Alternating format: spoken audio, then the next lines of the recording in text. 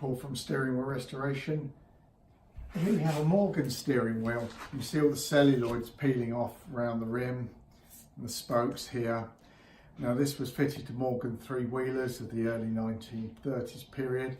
We're going to strip all the plastic, we're going to unscrew the spokes from the rim, but we're not going to separate the boss in this particular one's case, because the customer has requested us not to, so we're going to reclad the spokes and the rim and reassemble it with new screws. But that's a Morgan, probably the early 1930s three-wheeler.